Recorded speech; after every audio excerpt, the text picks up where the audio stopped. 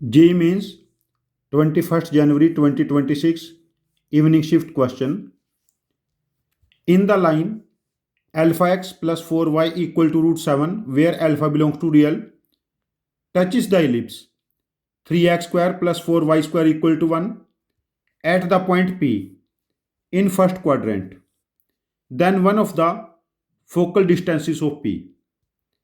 देखिए कॉन्सेप्ट हम क्या यूज करेंगे, जैसे हमें इलिप्स गिवन है x square by a square y square by b square equal to 1। ये इलिप्स हमें गिवन है और कोई लाइन इस इलिप्स को टच करती है पॉइंट पी पे और लाइन की इक्वेशन है y equal to M X plus C.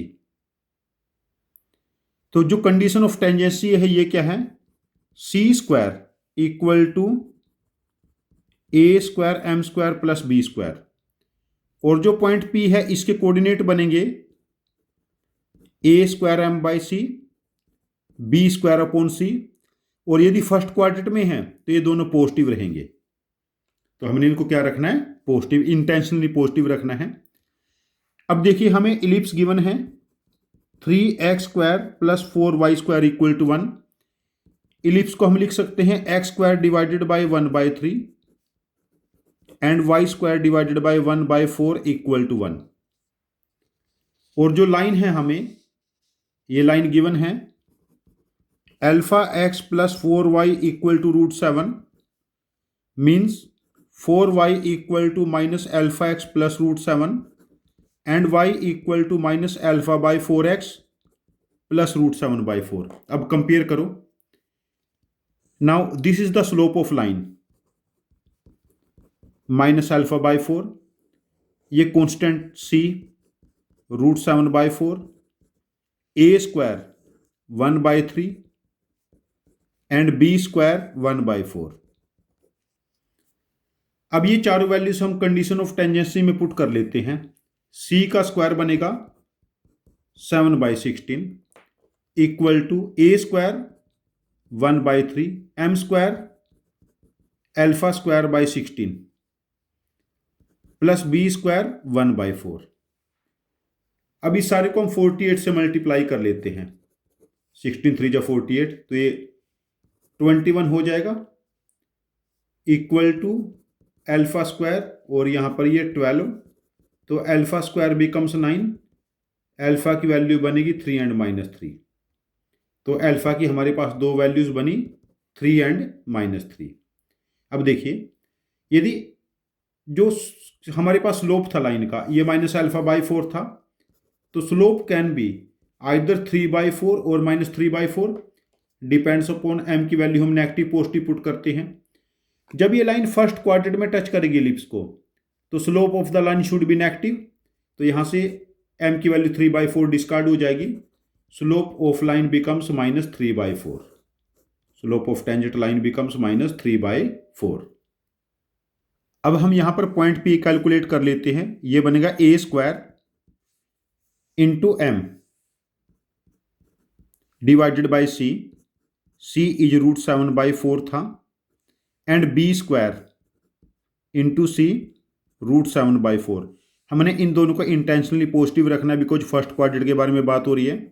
तो पॉइंट P क्या बना यहाँ से 1/√7 1/√7। Point P comes out to be 1/√7 1/√7। हमें यहाँ पर कैलकुलेट करना है focal distance of point P। देखिए हम इलिप्स बना लेते हैं ये, और इलिप्स के फोकई हैं S एंड S', और ये डायरेक्ट्रिक्स हैं दोनों। अब देखिए इसकी सेंट्रिसिटी क्या बनेगी हमारे पास इलिप्स की 1/4 बी स्क्वायर था, ए square 1 minus E square, eccentricity half आ जाएगी। और जब ये डायरेक्ट्रिक्स को इंटरसेक्ट करेगा ये पॉइंट होता है a/e, 0,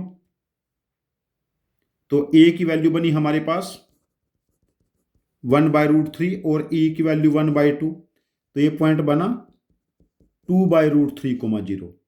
और सपोज करो ये पॉइंट P है 1/√7 1/√7। जब पॉइंट P की फोकस से डिस्टेंस होगी, जो फोकल डिस्टेंस है, और ये डिस्टेंस PM, तो as per definition PS equal to E time PM, यही डेफिनेशन होगी। तो E क्या है 1/2, और जो PM डिस्टेंस है, ये डिस्टेंस देखो यहां से यहां तक की टोटल डिस्टेंस जो है, ये perpendicular distance, this is 2/√3 minus यहां तक की डिस्टेंस ये क्या है 1/√7। तो वन फोकल डिस्टेंस बनेगी हमारे पास 1/√3 माइनस 1/2√7। और हमारे पास फोकस इस तरफ भी तो है ये, यदि हम PS डैश के बारे में बात करेंगे, ये E टाइम PN हो जाएगा। PN is this distance. देखिए यदि ये डिस्टेंस यहां से यहां तक की 2/√3 थी, तो ये डिस्टेंस भी क्या हो जाएगी 2/√3, और ये डिस्टेंस कितनी है 1/√7। क्या है ये 1/√7। तो हमारे पास E इज 1/2, 2/√3 प्लस √7, PN हो गया ना ये। तो हमारे पास देखिए फोकल डिस्टेंस दूसरी क्या बनी, 1/√3 प्लस 1/2√7। फोकल डिस्टेंस बनेगी 1/√3 के साथ प्लस माइनस 1/2√7 या फिर plus 1/2√7। Focal distance either 1/√3 minus 1/2√7 और 1/√3 प्लस 1/2√7। आंसर ऑप्शंस में 1/√3 प्लस 1/2√7 गिवन है, तो इस क्वेश्चन का आंसर हम मार्क करेंगे आंसर ऑप्शन 4। ये बिल्कुल बेसिक कैलकुलेटिव क्वेश्चन था। इसके अंदर टेंजेंट्स, पॉइंट ऑफ कॉन्टैक्ट और distance of the definition of the ellipse, सभी कॉन्सेप्ट यूज कर लिए गए। बिल्कुल एलिबरेटिव क्वेश्चन था। जो करंट पैटर्न है जेईई मेंस का, वहां पर आपको कैलकुलेटिव क्वेश्चन जो 10-12 स्टेप के कैलकुलेशन इन्वॉल्व है, जहां पर इन क्वेश्चन की आपको प्रैक्टिस करनी ही पड़ेगी, तभी आप स्कोर कर पाओगे। यदि आपके पास इस क्वेश्चन का कोई डिफरेंट इफिशिएंट सॉल्यूशन है, जो मेरे सॉल्यूशन से ज़्यादा इफिशिएंट हो और डिफरेंट हो, तो प्लीज़ आप अपने लॉजिक को कमेंट बॉक्स में पोस्ट करना।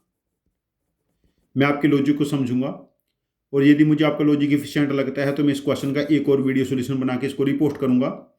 ये चैनल हम सब की लर्निंग के लिए है। Thank you very much for joining with us. Happy learning with us.